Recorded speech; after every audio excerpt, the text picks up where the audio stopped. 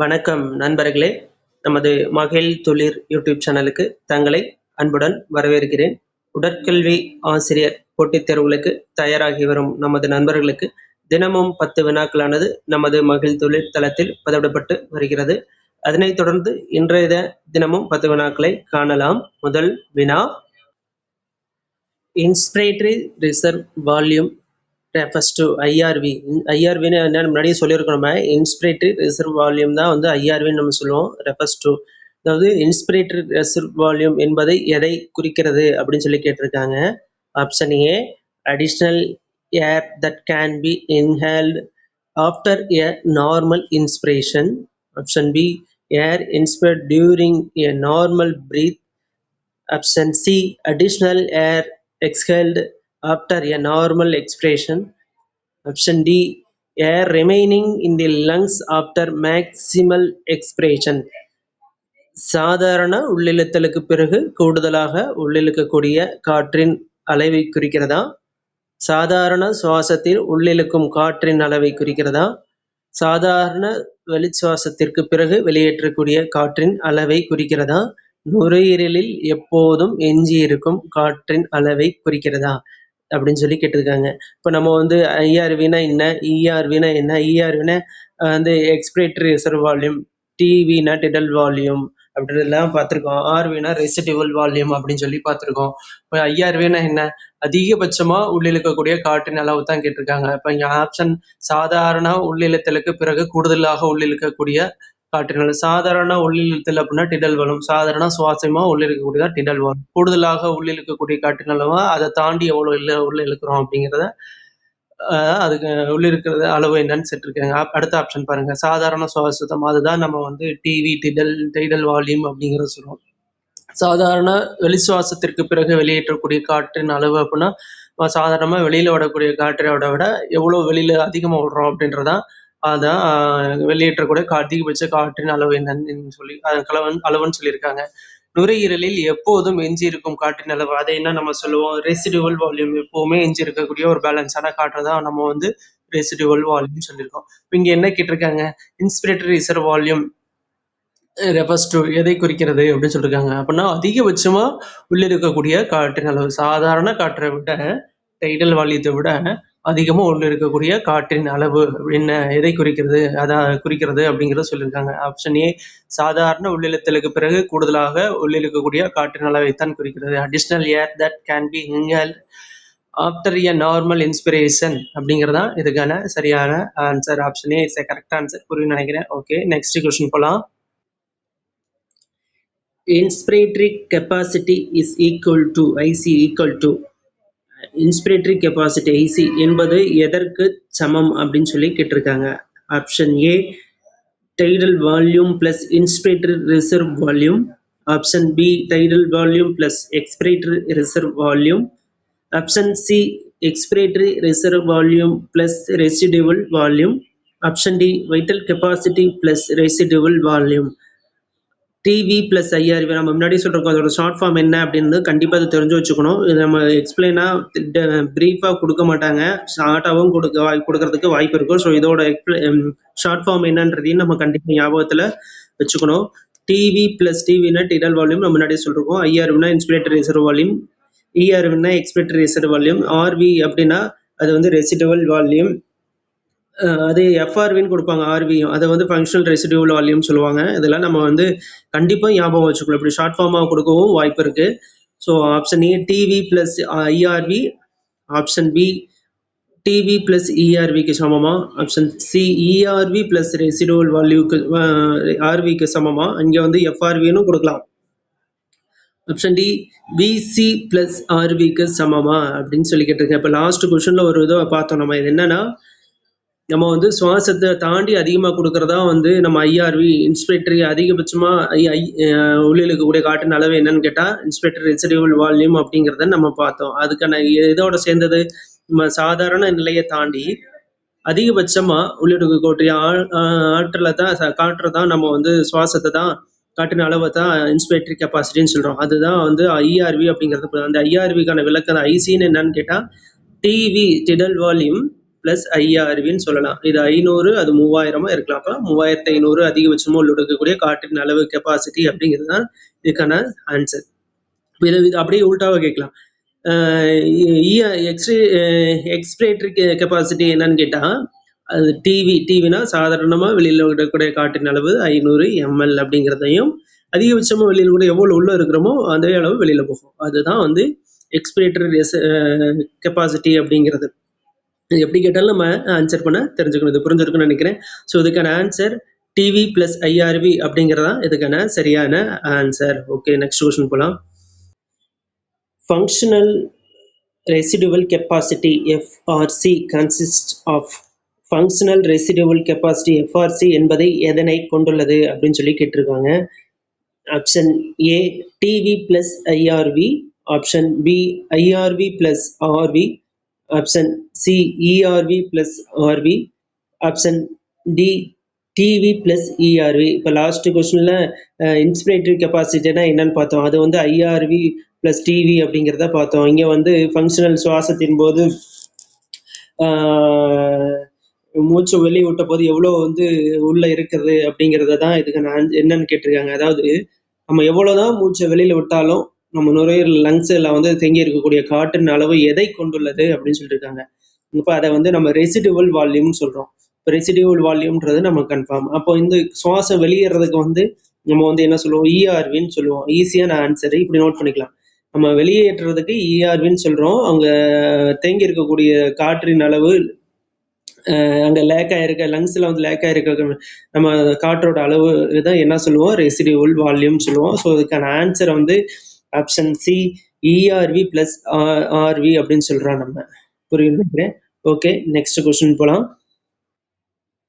Total lung capacity TLC is equal to TLC என்பது எதற்கு சமம் அப்படின்னு சொல்லி கேட்டிருக்காங்க. அதாவது லங்ஸோட கெப்பாசிட்டி என்பது எதற்கு சமம், எதெல்லாம் சேர்ந்தது அப்படின்னு சொல்லி கேட்டிருக்காங்க. இதை படிச்சுட்டு நம்ம எல்லாமே இதை ஒன்று தெளிவாக புரிஞ்சுட்டோம்னா எல்லாமே இது முடிச்சிடலாம். ஏன்னா இந்த சீக்வன்ஸில் இது இந்த 10 கொஸ்டின்ல கண்டிப்பாக ஒரு கொஸ்டின் வர்றதுக்கு வாய்ப்பு இருக்கு. இது எவ்வளோ, இதோட சேர்த்து நீங்கள் ஒவ்வொன்றுக்கும் எவ்வளோ எம்எல் சுவாசிக்கிறோம், எவ்வளோ வெளியில் விடுறோம், டோட்டல் லங் கெப்பாசிட்டி எவ்வளோ, இஆர்வி எவ்வளோ, ஆர்வி எவ்வளோ, டிவி எவ்வளோ, ஐஆர்வி எவ்வளோ அப்படின்னு சொல்லிட்டு இதை கம்ப்ளீட்டாக புரிஞ்சு வச்சுக்கிட்டோம்னா இதை எதை கொண்டு மெஷர் பண்ணுறாங்க அப்படின்றதுல எல்லாமே தெரிஞ்சு வச்சுன்னா கண்டிப்பாக அதில் வந்து ஒரு கொஸ்டின் வரதுக்கான வாய்ப்பு இருக்குது. நம்ம ஹாஸ்டல் சூப்பரண்ட் போஸ்டிங்கில் வந்து பார்த்தீங்கன்னா இது ஒரு கொஸ்டின் கேட்டிருந்தாங்க. இது இந்த டாபிக்ல இருந்து கண்டிப்பாக இந்த 10 கொஸ்டின்ல இருந்து ஒரு கொஸ்டின் வர்றதுக்கு வாய்ப்பு இருக்குது. இதோட அந்த கெப்பாசிட்டி என்ன, அது எவ்வளோ எம்எல் எவ்வளோ இது அப்படின்றத நீங்கள் புரிஞ்சு வச்சு படிச்சுக்கிட்டீங்கன்னா இதுல இருந்து ஒரு கொஸ்டின் நம்ம ஈஸியாக ஆன்சர் பண்ணிடலாம். இங்கே என்ன கேட்குறாங்க அப்படின்னா டிஎல்சி என்பது எதற்கு சமம் அப்படின்னு. டிஎல்சினா என்ன, டோட்டல் லங் கெப்பாசிட்டி. ஒரு லங்ஸோட கெப்பாசிட்டி என்ன அப்படின்றத நம்ம கேட்குறாங்க. லங்ஸோட கெப்பாசிட்டி என்ன, அவ்வளோதான். இது என்னன்னு கேட்குறாங்க. இப்போ டிவினா என்ன, சாதாரணமாக உள்ளேயும் வெளியும் சுவாசிக்கூட காற்றின் அளவு தான் டிவிங்கிறோம். ஐஆர்வின்னு என்ன, ஐஆர்வினா அந்த தேங்கி இருக்கக்கூடிய காற்றின் அளவும் பிளஸ் ஐஆர்வி உள்ள இருக்கக்கூடிய காற்றின் அளவும் சேர்ந்தது தான் நம்ம வந்து அதிகபட்சமாக உள்ள இருக்கக்கூடிய காற்றின் அளவு அப்படிங்கிறத சொல்கிறோம். நம்ம இஆர்வின்னு அதிகபட்சமாக வெளியில் இருக்கக்கூடிய தேங்கி இருக்க காற்றின் அளவும் வெளியில் இருக்கக்கூடிய காற்றின் அளவையும் மொத்தமாக வெளியிடக்கூடிய காற்றின் அளவு தான் இஆர்வி அப்படின்னு சொல்கிறோம். சரி, இங்கே ரெசிடுவல் வால்யூம்னு என்ன, உங்க எஞ்சி இருக்கக்கூடிய லங்ஸில் எவ்வளோதான் நீங்கள் மூச்சு வெளியில் விட்டாலும் அதில் எஞ்சி இருக்கக்கூடிய காற்றின் அளவு என்ன அப்படின்னு சொல்லி அங்கே கேட்குறாங்க. அதுதான் நம்ம ரெசிடுவல் வால்யூம் அப்படிங்கிறத சொல்கிறோம். இங்கே டிஎல்சின்னா என்ன, டோட்டல் லங் கெப்பாசிட்டி. இஆர்வி விட்டுருங்க, டோட்டல் லங் கெப்பாசிட்டினா ரெண்டுமே வராது. அதிகபட்சமாக உள்ளிருக்கக்கூடிய காற்றின் அளவு plus residual volume plus டிடல் volume. டிடல் வால்யூம்னா சாதாரணமாக நீங்கள் ஈஸியாக வச்சுக்கலாம். சாதாரணமாக சுவாசிக்கக்கூடிய காற்று டிவி ப்ளஸ் ஐஆர்வி அதிகபட்சமாக உள்ளிடக்கூடிய காற்றின் அளவு அது, அப்புறம் ரெசிடுவல் வால்யூம். இது மூணும் சேர்ந்தால் தான் நம்மளுக்கு வந்து ஈஸியாக டோட்டல் லங் கெப்பாசிட்டி கால்குலேட் பண்ண முடியும். உங்களுக்கு புரியும் நினைக்கிறேன். இப்போ நம்ம total lung கெப்பாசிட்டினா டிடல் volume first, residual volume கூட ஞாபகம் வச்சுங்க. ரெசிடுவல் வால்யூம் அது வந்து லங்ஸில் எஞ்சி இருக்கக்கூடிய காற்றின் அளவு. உள்ள மொத்த லங் கெப்பாசிட்டி மெஷர் பண்ணோம்னா எஞ்சி இருக்கக்கூடிய காற்றின் அளவு வந்து ரெசிடுவல் வால்யூம். அப்போ சாதாரணமாக உள்ள இருக்கக்கூடிய காற்றின் அளவு அது வந்து டைடல் வால்யூம். அப்போ வந்து ஐஆர்வி அதிகபட்சமாக உள்ள இருக்கக்கூடிய காற்றின் அளவு. இப்போ ஐஆர்வியும் இப்போ விட்டல் கெப்பாசிட்டி அப்படிங்கிறது ஐஆர்வி ப்ளஸ் டிவி அப்படிங்கிறத நம்ம வந்து விட்டல் கெப்பாசிட்டின்னு சொல்கிறோம். இதோட சேர்ந்தது ரெசிடுவல் வால்யூம். ஸோ இதுக்கான answer option B vital capacity plus residual volume அப்படிங்கிறது தான் இதுக்கான சரியான ஆன்சர். புரியும் நினைக்கிறேன். டவுட்னா சொல்லுங்கள். இதை நம்ம வந்து தெளிவாக நம்ம கமெண்ட்டில் சொல்லுங்கள். இன்னொரு வீடியோ கூட இதில் தெளிவாக போடுவோம் நம்ம. ஏன்னா இந்த இது 10ல் ஏதோ ஒன்று வரதுக்கு வாய்ப்பு இருக்குது. இதோட அந்த எம்எல் எவ்வளோ சுவாசிக்கிறோம், வெளில போகுது, உள்ளே வருது, எங்கே இருக்கக்கூடிய காட்டின் அளவு என்ன, இதை படித்து வச்சிட்டா இதில் இருந்து ஒரு கொஸ்டின் கண்டிப்பாக இருக்கும். ஈஸியாக நம்ம எழுதிடலாம். ஓகே, நெக்ஸ்ட் கொஸ்டின் போகலாம். Which factor mainly increases the efficiency of gaseous exchange in the lungs? நுரையீரலின் வாயு பரிமாற்ற திறனை அதிகரிக்க உதவும் முக்கிய காரணம் எது அப்படின்னு சொல்லி கேட்டிருக்காங்க.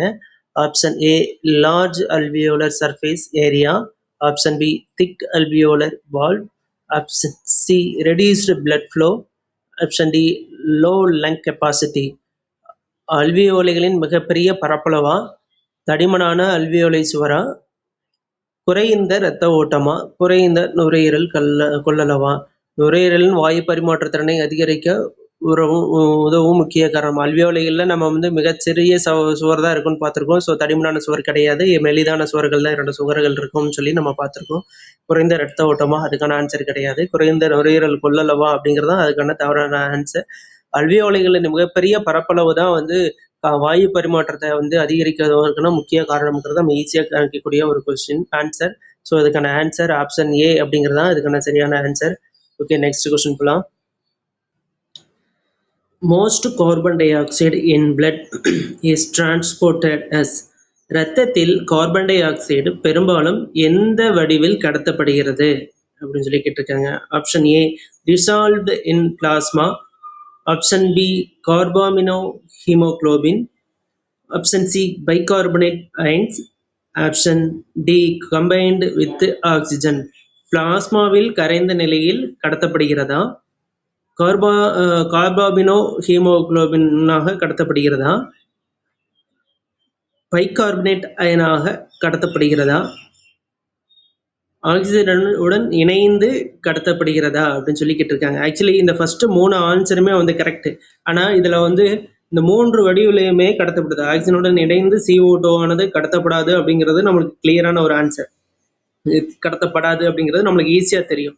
இந்த 3மே கரெக்டான ஆன்சர். ரத்தத்தில் CO2 ஆனது இந்த 3 வடிவிலையுமே கடத்தப்படும். அதில் இங்கே என்ன கேட்டிருக்காங்க, ரத்தத்தில் கார்பன் டை ஆக்சைடு பெரும்பாலும் எந்த வடிவில் கடத்தப்படுகிறது? Most carbon dioxide in blood is transported as. அதிக அளவில் எந்த வடிவில் கடத்தப்படுகிறது அப்படின்னு சொல்லி கேட்டிருக்காங்க. டிசால்வ்டு பிளாஸ்மாவில் வந்து இன் பிளாஸ்மாவில் கரைந்த நிலையில், அந்த நிலையில் வந்து பார்த்தீங்கன்னா ஒரு 7% வந்து கடத்தப்படும். கார்பாமினோ ஹீமோகுளோபின், கார்பாக்சிக் ஹீமோகுளோபினாக வந்து பார்த்தீங்கன்னா 23% கடத்தப்படும். அதாவது இரத்தத்தில் இருந்த CO2 ஆனது இந்த வடிவங்களில் வந்து கடத்தப்படும். பைகார்பனேட் அயனாக வந்து பார்த்தீங்கன்னா 70% வந்து CO2 ஆனது கடத்தப்படுது. அப்போ இரத்தத்தில் கார்பன் டை ஆக்சைடு பெரும்பாலும் most CO2 in blood is transported, பெரும்பாலும் எந்த வடிவில் கடத்தப்படுகிறது அப்படின்னு கேட்டால் பைகார்பனேட் அயனாக கடத்தப்படுகிறது அப்படிங்கிறத ஆன்சர். 70% வந்து அந்த வடிவில் தான் கடத்தப்படும். இது எப்படியும் கேட்கலாம், CO2 ஆனது எந்த வடிவில் கடத்தப்படுகிறதுன்னு போட்டு இந்த 3 ஆன்சர்ல ஏதோ ஒன்று கொடுக்குற. Dissolved plasma, carbamino haemoglobin, bicarbonate ions, 3ல எது வேணாலும் கொடுத்து கேட்கலாம். ஸோ இதை வந்து நம்ம தெளிவாக படிச்சுக்கணும். ஸோ இதுக்கான சரியான பெரும்பாலும்ன்றனால சரியான ஆன்சர் 70% எங்கே கடத்தப்படுதுன்னு பார்த்தா பைகார்பனேட் அயனாக கடத்தப்படுகிறது. Bicarbonate ion, option C is a correct answer அப்படின்னு நினைக்கிறேன். நெக்ஸ்ட் கொஸ்டின் போகலாம். Respiratory continent is the ratio of respiratory continent RQ என்பது எதன் விகிதம் அப்படின்னு சொல்லி கேட்டிருக்காங்க. Option A oxygen consumption carbon டை ஆக்சைடுக்கான விகிதமா, option B carbon dioxide production oxygen consumption, option C tidal volume vital capacity, option D respiratory rate heart rate. O2 எடுத்துக்கொள்ளல் மற்றும் CO2க்கான வெளியேற்றத்துக்கான விகிதமா, CO2 வெளியேற்று மற்றும் ஆக்சிஜன் எடுத்துக்கொள்ளல் விகிதமா, டைடல் வால்யூம் விட்டல் கெப்பாசிட்டிக்கான விகிதமா, ரெசிப்ரேட்டரி ரேட் ஹார்ட் ரேட்டுக்கு இதுக்கான விகிதமா அப்படின்னு சொல்லி கேட்டிருக்காங்க. இதுக்கான ஆன்சர் என்னன்னு கேட்டா, நம்ம வந்து carbon dioxide production, oxygen consumption அதுக்கிடையேயான விகிதத்தான் இதுக்கான சரியான ஆன்சர். CO2 எவ்வளோ வந்து வெளியேற்றுறாங்க, அந்த அளவுக்கு O2 எவ்வளோ எடுத்துக்கிறாங்க, இது ரெண்டுக்கான விகிதத்தை தான் நம்ம வந்து RQ அப்படின்னு சொல்றோம். RQ produced by oxygen consumption. RQ அப்படிங்கிறது தான் carbon dioxide production by oxygen consumption அப்படிங்கிறது தான் இதுக்கான சரியான ஆன்சர். ஆப்ஷன் பி CO2 வெளியேற்றம், O2 எடுத்துக்கொள்ளுதல். Carbon dioxide production, oxygen consumption இதான் சரியான ஆன்சர். ஓகே, இப்போ அடுத்து நெக்ஸ்ட் கொஸ்டின் போகலாம். The respiratory continent for a mixed diet is approximately. சாதாரண கலப்பு உணவு உட்கொள்ளும் நபரின் ரெசிபிரேட்டரி கான்டினென்ட் மதிப்பு எவ்வளவு, சுமார் எவ்வளவு அப்படின்னு சொல்லி அப்ராக்சிமேட்ல தான் கேட்டிருக்கிறாங்க. நம்ம வந்து பேலன்ஸ் டயட்னாலே வந்து கார்போஹைட்ரேட், புரதம், கொழுப்பு அப்படின்னு சொல்லி பார்த்துருப்போம். இதுக்கு கலோரிகள் என்னென்ன அப்படின்றதெல்லாம் தெளிவாக இருக்குது. அது நம்ம வந்து அது ஹெல்த் எஜுகேஷன்லாம் பார்ப்போம். டயட்னாலே நமக்கு வந்து கார்போஹைட்ரேட், புரதம், கொழுப்பு. ஸோ அதில் வந்து நமக்கு வந்து ரெசிபிரேட்டரி கான்டினென்ட் ஆர்கியூன் மதிப்பு எவ்வளவு இருக்கும் அப்படின்னு சொல்லி கேட்டிருக்காங்க. இப்போ கார்போஹைட்ரேட்டுக்கு வந்து 1, கொழுப்புக்கு வந்து ஃபேட்டுக்கு வந்து 0.7, புரதத்துக்கு புரோட்டீனுக்கு 0.8. இது மூணையும் வந்து ஆட் பண்ணுனா கூட்டினா 2.5 வருது. ஸோ இது 3ஆல் டிவைட் பண்ணால் 3க்கும் இடையில மிக்சட் டயட், பேலன்ஸ்டு டயட்டு, சரியான கலப்பு உணவு, ரெசிபிரேட்டரி மிக்சடு டயட் அப்ராக்சிமேட்லி அப்படின்னு கேட்டால் 0.8 அப்படிங்கிறதா 3ஆல் டிவைட் 2.5 3ஆல் டிவைடட் பண்ணிங்கன்னா 0.8 அப்படிங்கிறதான அதுக்கான சரியான ஆன்சராக வரும். ஸோ இதுக்கான answer option C 0.8 balanced diet approximately அப்படிங்கிறது அதுக்கான சரியான answer. Option C it's a correct answer. Okay, next question போகலாம். Which instrument is used to measure lung volumes and capacities?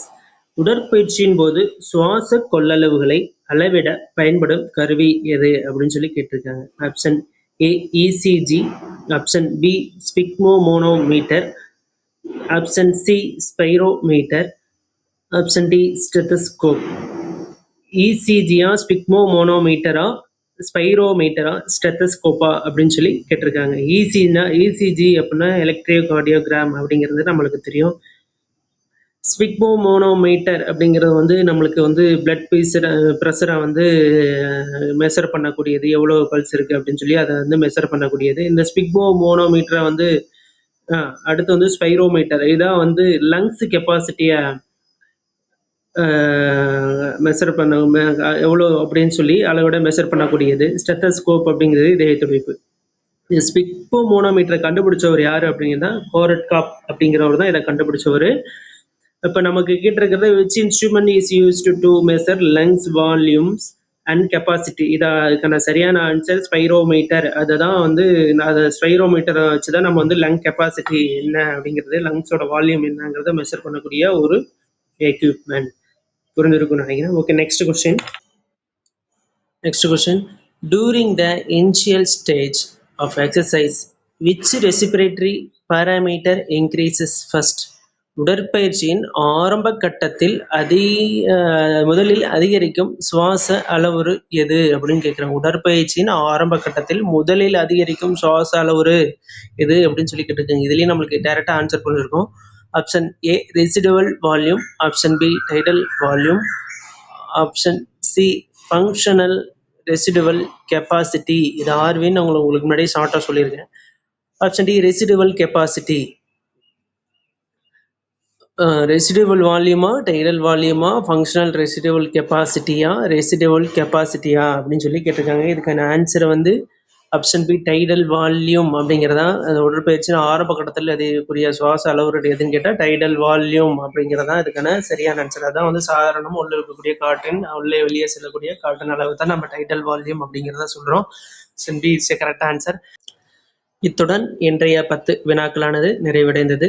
சரியாக பதிலளித்த அனைவருக்கும் மனமார்ந்த வாழ்த்துக்கள். நாளை மீண்டும் 10 புதிய வினாக்களுடன் உங்களை வந்து சந்திக்கிறேன். மகிழ்ந்தொழிர் யூடியூப் சேனலை சப்ஸ்கிரைப் செய்தில்லைன்னா கண்டிப்பாக செஞ்சுக்கங்க. அப்படின்னா தான் நாங்கள் பதிவிடுற தகவல் உங்களை வந்து சேரும். பெல் ஐக்கனையும் அழுத்த மறவாதீர்கள். தொடர்ந்து இந்த பட்ஜெட்டில் பார்த்தீங்கன்னா நமக்கு வந்து கல்வித்துறைக்கு அதிகப்படியான நிதி ஒதுக்கி இருக்கிறதா நமக்கு தகவல் கிடைச்சிருக்கு சொல்கிறாங்க. ஸோ நம்மளுக்கான போஸ்டிங் நோட்டிஃபிகேஷன் எப்போ வேணாலும் வரலாம். இந்த மாதம் லாஸ்ட்லேயோ, இந்த மாதமோ, இல்லை அடுத்த மாதம் ஃபர்ஸ்ட் வீக்லேயோ, அதாவது ஆகஸ்ட் செப்டம்பரில் கண்டிப்பாக இருக்கிறதுக்கான வாய்ப்பு அதிகமாக இருக்குது. ஸோ படிக்கக்கூடியவங்க கன்சிஸ்டண்ட்டாக படிச்சுட்டே இருங்க. அதுக்கேற்றாப்புல டிஆர்பியும் பார்த்தீங்கன்னா, டிஆர்பி வெப்சைட்லேயும் நம்ம இதில் பார்த்தீங்கன்னா சின்ன ஆல்ட்ரேஷன் கொண்டு வந்திருக்காங்க. நம்ம கடைசி வீடியோவில் அதை பற்றி தெரியவே சொல்லியிருக்கேன் நான். ஸோ நோட்டிஃபிகேஷனுக்கு அவங்க ரெடி ஆகிட்டாங்க. நம்ம ரெடியாக இருக்கோமா அப்படின்னு கேட்டால் இன்னும் நம்ம தயார் நிலையில் தான் இருந்துகிட்டு இருக்கோம். நம்ம நோட்டிஃபிகேஷன் நாளைக்கு விட்டால் கூட நம்ம நாங்கள் ரெடி அப்படிங்கிற அளவுக்கு நம்ம ப்ரிப்பரேஷனில் போயிடணும். அரசு வேலை என்பது நமக்கான கனவு. அதை அடையணும்னா நம்ம என்ன பண்ணணும்? டெய்லியும் ப்ராக்டிஸ் பண்ணணும், டெய்லியும் படிக்கணும், டெய்லியும் பயிற்சி செய்யணும், டெய்லியும் நோட்ஸ் எடுக்கணும், டெய்லியும் அதுக்கான உழைப்பு இருந்தால் தான் அந்த கனவு நம்மளுக்கு ஆகும். ஸோ அதுக்கான உழைப்பை நம்ம டெய்லியும் கொடுத்துக்கிட்டே இருக்கணும். அதுதான் நம்மளுக்கு ஒரு நாள் வெற்றிக்கான ஒரு உழைப்புக்கு ஏற்ற ஊதியம், வெற்றி அப்படிங்கிறது நம்ம பெற முடியும். வெற்றி வரும் வரை போராடணும். அப்படி செஞ்சு இந்த இதெல்லாம் ஃபாலோ பண்ணிங்கன்னா வெற்றி உங்களுடையதே. அது நிச்சயம் யாராலையும் தடுத்து நிறுத்த முடியாது. நம்ம இந்த ஒரு போஸ்டிங்கை மட்டும் படிக்க வேணாம், பிஇடியை மட்டும் நீங்கள் கன்சிடர் பண்ண வேண்டாம். நான் முன்னாடியே சொன்ன மாதிரிக்க hostel superintendent physical training officer HSPTO அந்த போஸ்டிங்கான நோட்டிஃபிகேஷன் இப்போ ஆன்லைனில் அப்ளை பண்ணிக்கிட்டு இருக்கிறாங்க. ஸோ நம்ம அதையும் அப்ளை பண்ணலாம். தொடர்ந்து கேந்திரிய வித்யாலயா இருக்குது, இல்லை இப்போ நோட்டிஃபிகேஷன் வரப்போகுது. ஏகலை எம்ஆர்எஸ் அதுலாம் அதில் வரப்போகுது. ரயில்வே ஸ்கூல்ஸில் போஸ்டிங் போட போகிறாங்க. இதில் மாதிரி நிறைய போட்டுக்கிட்டு இருக்கிறாங்க. நம்ம இந்த ஒரு இதை மட்டும் கவனிச்சிட்டு இருக்கனால தான் எதுக்குமே போக முடியறதில்ல. ஸோ அதெல்லாம் எதுவுமே யோசிக்காதீங்க. கன்சிஸ்டண்ட்டான ஒரு ஸ்டடீஸ் இருந்தால், தொடர் முயற்சி, தொடர் பயிற்சி, தொடர் உழைப்பு இருந்தால் வெற்றி நிச்சயம். அந்த லெட்டரானது வெற்றிக்கான அந்த பரிசு நம்ம அந்த லெட்டர் தான். அது நம்ம வீட்டு கதவை தட்டும். அது வரைக்கும் நம்ம பயிற்சி பயிற்சி பயிற்சி படி படிச்சுக்கிட்டே தான் இருக்கணும். அதாவது ஒரு இதை சொல்லுவாங்க, அதுக்கேற்றாப்புல நம்ம படிச்சுக்கிட்டே இருக்கணும். அதுக்கான பலன் நம்மளை கண்டிப்பாக சேரும். இன்றைக்கு நாளைக்கு எதுவுமே தள்ளி போடாதீங்க. நோட்டிஃபிகேஷன் ரெடி ஆகிருக்கும். எப்போ வேணாலும் எதிர்பார்க்கலாம். படிக்கக்கூடியவங்க கரெக்டாக படிச்சிருங்க. டைம் வேஸ்ட் பண்ணாதீங்க. இந்த விட்டுட்டிங்கன்னா இந்த பல்க் போஸ்டிங் மறுபடியும் டிலே ஆகும். நீங்கள் இல்லைன்னா அடுத்த எக்ஸாம் ஒவ்வொருத்துக்கும் நம்ம காரணம் சொல்லிக்கிட்டே தான் போவோம். ஸோ அந்த காரணமே வேண்டாம். இன்னைக்கு நம்ம கொஞ்ச நேரம் அந்த படிக்கிறதுக்கு கஷ்டப்பட்டோம்னா நம்ம ஒவ்வொரு நாளும் கஷ்டப்பட்டுட்டு இருக்கணும். அதெல்லாம் யோசிச்சுக்குங்க. சின்ன விஷயம் தான். ஒரு 1/2 மணி நேரம் 1 மணி நேரம் டெய்லியும் கொஞ்ச நேரம் நம்ம படிச்சுட்டே போயிடலாம். அது உங்களுக்கு பெருசா தெரியாது. இல்லைன்னா இதை விட்டுட்டோம்னா இவ்வளவு நேரத்துக்கு அந்த 1/2 மணி நேரம் 1 மணி நேரம் கஷ்டப்படுறோம்னா நம்ம லைஃப் லாங் ஒரு வேலை கிடைக்கலன்னா அது எவ்வளவு கஷ்டம்ன்றது எனக்கும் தெரியும். நானும் பிரைவேட்ல ஒர்க் பண்ணியிருக்கிறேன். அதனால இந்த ஒரு 1/2 மணி நேரம் 1 மணி நேரத்தை கஷ்டப்பட்டு யோசிக்காதீங்க. டெய்லியும் ஸ்பெண்ட் பண்ணுங்க. இல்லைன்னா டெய்லியும் கஷ்டப்பட்டுட்டு இருக்கணும். நம்ம மணிக்கணக்கில் போய் எவ்வளவு நேரம் நம்ம பஸ் டியூட்டி எல்லாம் பார்த்துருக்கோம். அந்த அளவுக்கு ஒரு நல்ல வாய்ப்பு, பயன்படுத்திக்கலாம். நாளை மீண்டும் 10 புதிய வினாக்களுடன் உங்களை சந்திக்கிறேன். மகிழ்தல் யூடியூப் சேனலை சப்ஸ்கிரைப் செய்து பெல் ஐக்கனை அழுத்திக் கொள்ளுங்க. மறுபடியும் பதிவிடக்கூடிய தகவல் உங்களை சேரும். வெற்றி பெற வாழ்த்துக்கள். வாங்கள் ஒன்றாக சேர்ந்து பயணிப்போம். வெற்றி பெறும் வரை கண்டிப்பாக உங்களுக்கு வழிகாட்டுதலாக கூடவே இருப்போம், பயணிப்போம். வெற்றி பெற வாழ்த்துக்கள். நன்றி. நான் மீண்டும் சந்திப்போம். நன்றி, வணக்கம். வெற்றி பெற வாழ்த்துக்கள்.